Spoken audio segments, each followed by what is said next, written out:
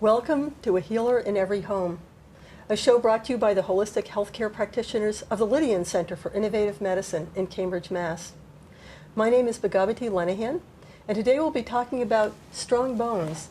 We'll be talking to June Lapointe, who's a trainer for Bones for Life. And June, can you tell us what Bones for Life is? Yes, Bones for Life is a program that was developed by Ruthie Alon in 1996 in response to an increasing epidemic of osteopenia, osteoporosis around the world.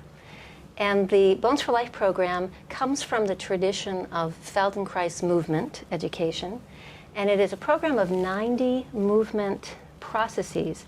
Each one is like a little tutorial on how to stand in a way that makes you feel light and easy and move in a way that makes you feel like you want to do more movement.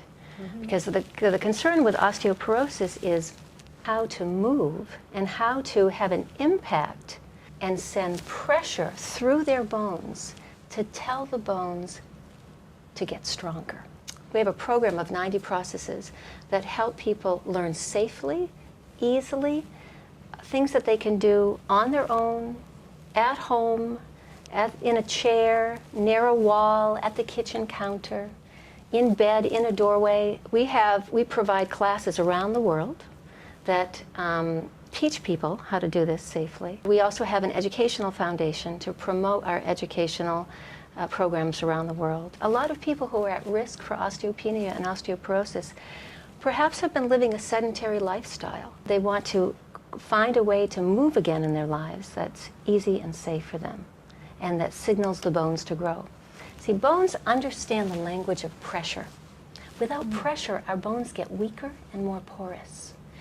A case in point is the astronauts in the almost zero gravity environment of being in the International Space Station. These are world-class athletes, and they come back and have porous bones. So we know that we're lucky here on Earth. We have a partner in gravity that we can use to move against this chair, the floor, the walls. We can use gravity to help us put pressure through our bones. And when our bones feel the pressure, the bones know they're being called upon to get stronger. The best kind of pressure for growing strong, supple bone, and by that I mean, we all have this idea, the white skeletal bone, and that's dead bone. That's dead, hard, brittle bone.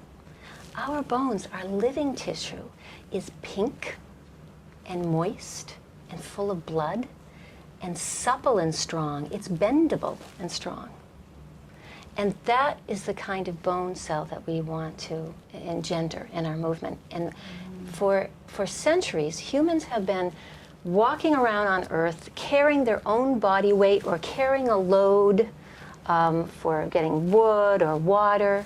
Carrying babies. That's right. Carry babies, yeah. And that's been enough. This kind of pulsating, rhythmical, walking movement of human beings carrying their own body weight has been enough to sustain skeletons. Now, in Pam Levin's book, Perfect Bones, she cites that prior to World War I, we don't see this epidemic of osteoporosis in skeletal remains.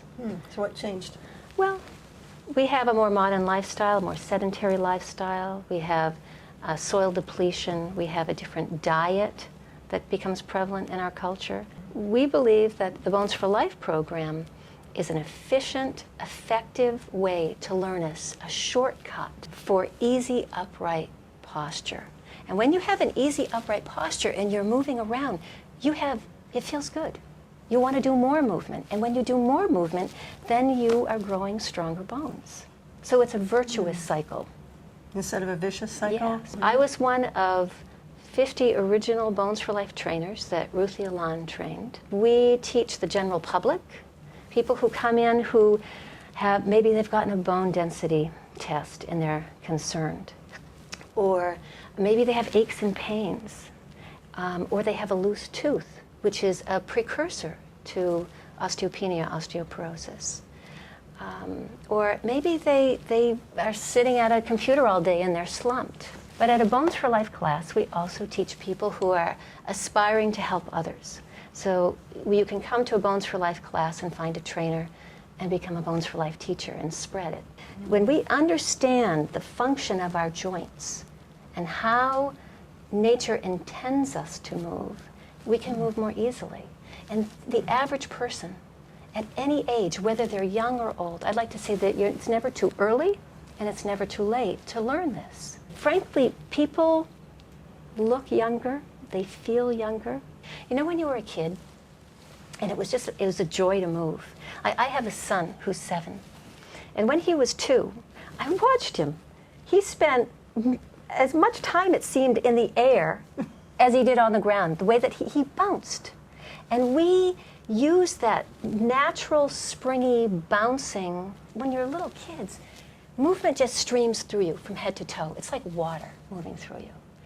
And we get into habits, and we have injuries in our lives and whatnot, and we learn, and our habits overtake us, and perhaps our rhythm of walking isn't what it was when we were children. My mom was 76 when I brought her to Ruthie Alon's weekend Bones for Life class. Ruthie, who just turned 80. So my mom had this contemporary leading this class of learning all this amazing movement. We have this way of using props and using a 7-meter cloth of fabric and ingeniously wrapping the joints in a way that gives people this sense of security that they're not going to injure themselves. She thought at age 76, she would probably never run again. After a day and a half, we were doing a kind of running that Ruthie developed based on her analysis of how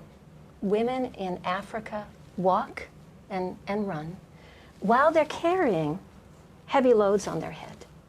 So we're using this certain rhythm of locomotion and this way of aligning our skeleton. And studies show that they don't fracture their bones at the rate that Western women do.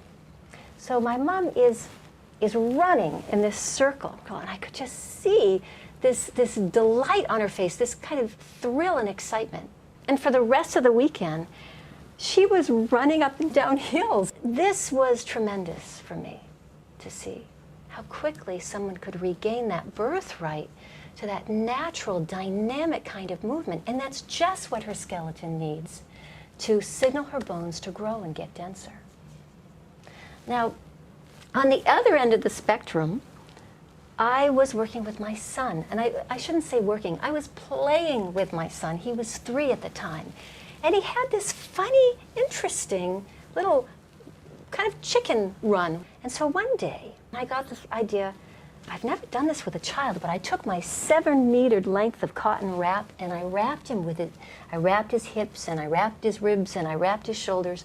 And it was so long that I kept wrapping him. And he was like a little ball of cloth. He ran for 10 minutes and I said nothing, no instruction. I wanted to have a very light touch and see what his nervous system, his skeletal system would learn from this movement exploration. And without my saying anything to him, suddenly his running changed from this to this. And he was like a little arrow. When he had that little containment of the wrap, just giving him that kind of, just the right amount of pressure and security in his joints, and he learned a new way of moving efficiently. As a middle-aged mom, as a woman in her 40s who's carrying an infant around, you know, I was so grateful that I learned these easy movements that I could do anytime, anywhere. You know, I didn't need to go to the gym necessarily. I could turn my home into a gym. You mentioned safety. When older women who have osteoporosis are told they should exercise, can women actually injure themselves if they go out, say, and start a walking program? Yes, so let's talk about safety. We have everyone move very gently, but not too gently.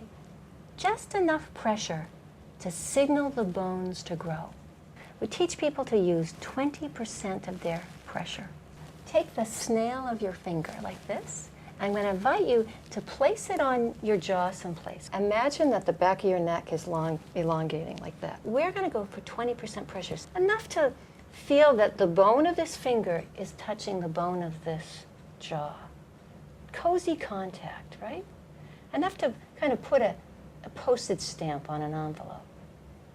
That's the kind of pressure we're cultivating. Whether we're inviting people to walk and stamp their feet on the ground or bounce their hands on a particular part of their skeleton, 20% pressure. That's enough? Yes. How do you know? Well, we know it because Ruthie Alon, for instance, did a preliminary study with about 31 people in Israel. In the course of 4 months of meeting weekly in class, and they met for 3 hours a week, those women had a bone density test. After 4 months of this, they had statistical improvement.